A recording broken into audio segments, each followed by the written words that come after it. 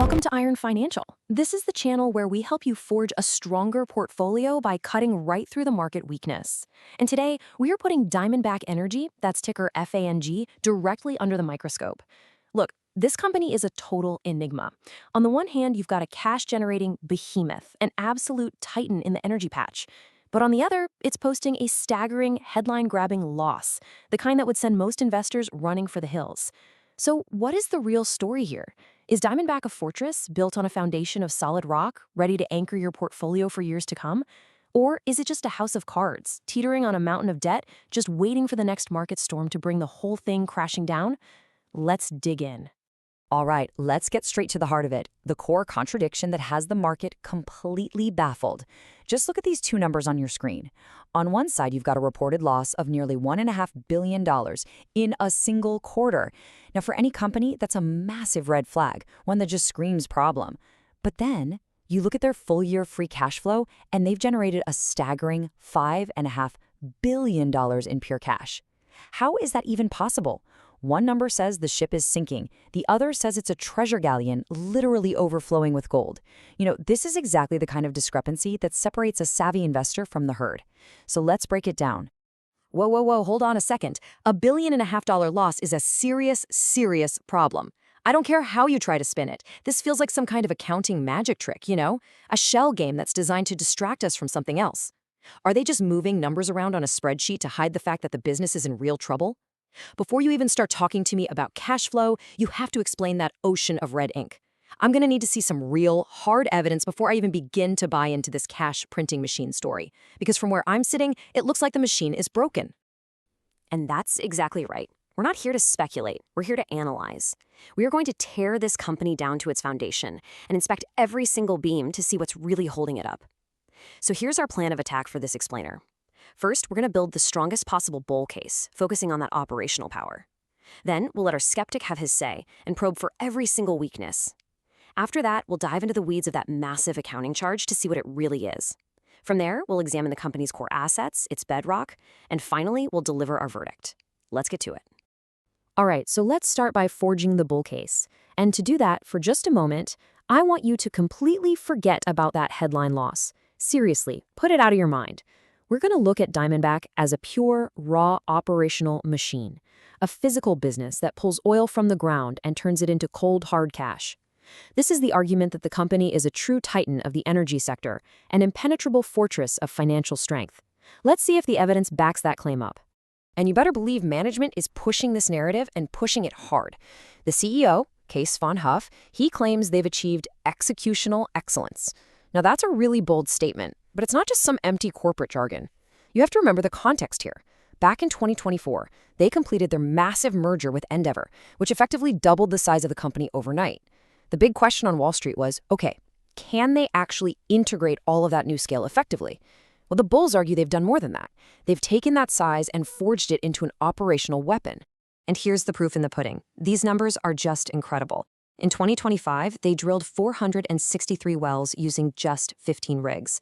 Now get this, just 2 years ago, that same amount of work would have required 22 rigs. That's a nearly 32% jump in efficiency. It is a massive, massive leap forward. They are doing substantially more with less capital, less equipment, and fewer people. That is exactly the kind of hardcore operational discipline that gets my attention. This right here is the engine that drives the entire bull case. And that raw operational efficiency, it translates directly into overwhelming financial power. It all comes down to this number, nearly $6 billion in adjusted free cash flow in 2025. Now look, this isn't some made-up accounting number or a Wall Street projection. This is the cold, hard cash left sitting in the bank after they've paid every single bill, covered every salary, and funded all of their new drilling projects. It is the absolute lifeblood of the company, and as you can see, it is flowing at an incredible rate. This is the fuel that powers everything else they do. So what are they doing with all that cash? Is it just sitting in a vault somewhere collecting dust? Absolutely not. They're giving it back to the people who own the company, the shareholders. Over $3 billion was returned to investors in 2025 alone. That's more than half of all the cash they generated. That is a huge vote of confidence from management. It tells you they believe this cash flow is sustainable. They're not hoarding it for a rainy day. They are disciplined and they are rewarding investors. That's the kind of capital allocation I love to see. And a huge chunk of that return came from some really aggressive stock buybacks. They spent $2 billion buying back almost 14 million of their own shares. Now just think about what that signal means. That's the management team looking at the market and telling everyone, hey, we think our stock is cheap and we're willing to bet big on it with our own money. It is the single most powerful statement a company can make, and it's a crystal clear signal to investors that the people on the inside have tremendous faith in the company's future. Okay, I get it. They're making a lot of cash. They're super efficient. That's a great story. But you know what? It doesn't mean a thing if the whole company is built on a mountain of debt.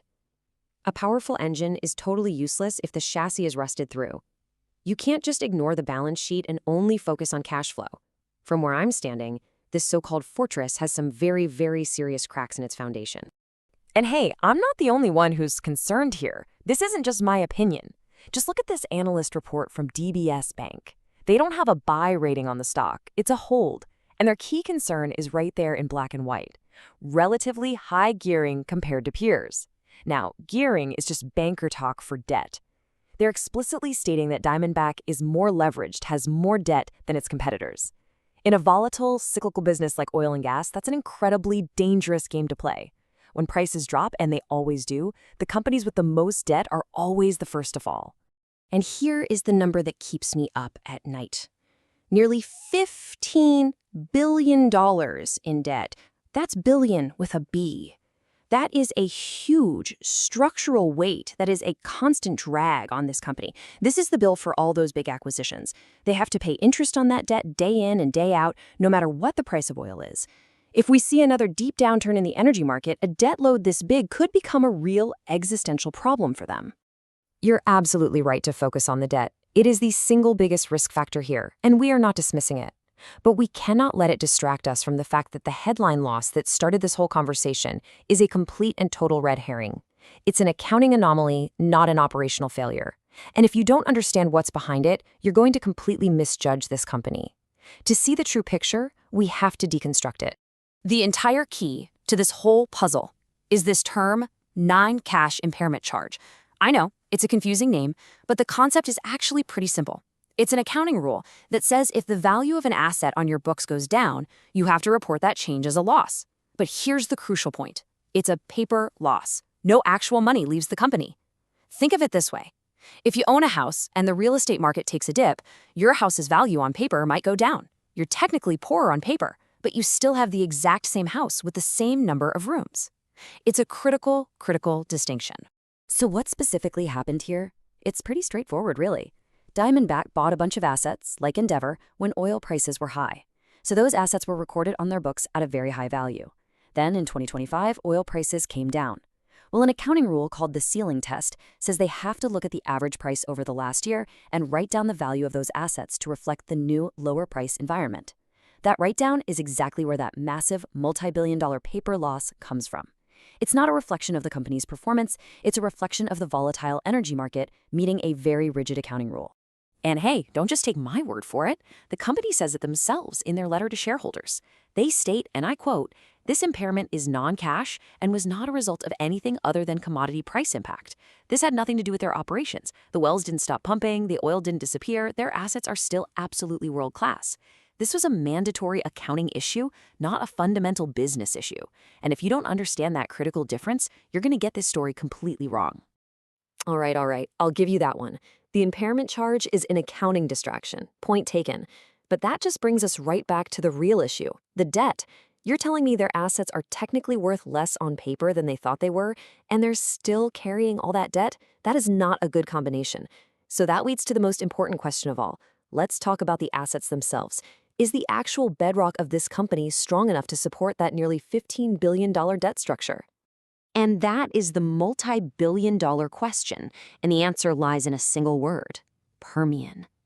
This isn't just any oil field we're talking about. This is the crown jewel of the American energy industry. The Permian Basin in West Texas is the most prolific, most profitable, and lowest cost place to drill for oil. Not just in this country, but arguably in the entire world.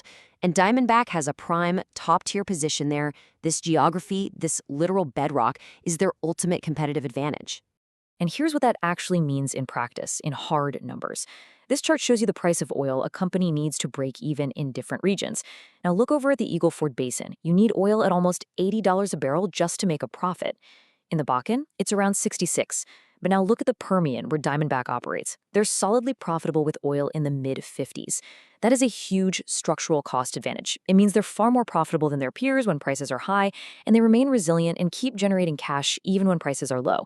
It is a powerful, powerful position to be in. But wait, it gets even better.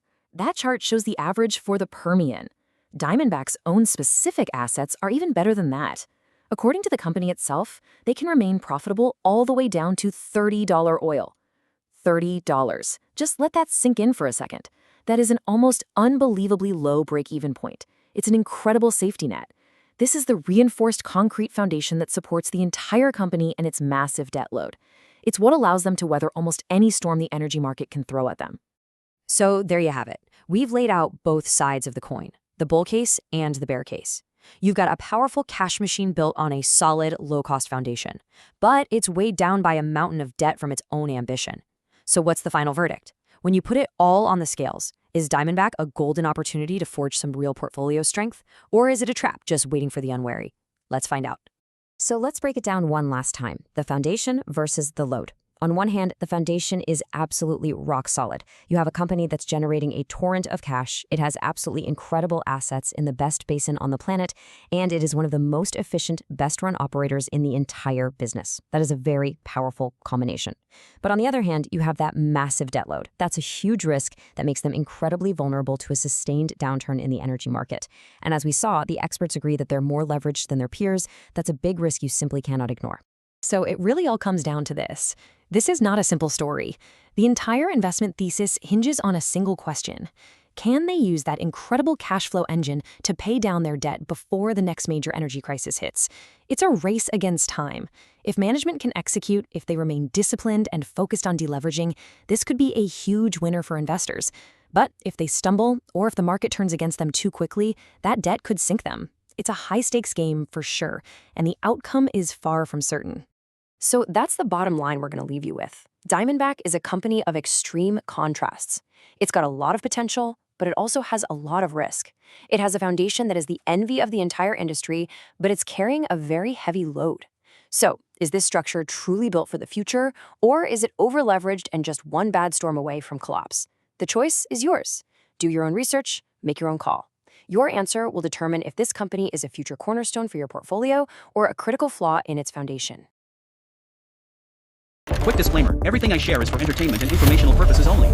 I'm not a financial advisor, so please do your own research or talk to a professional before making any moves with your money.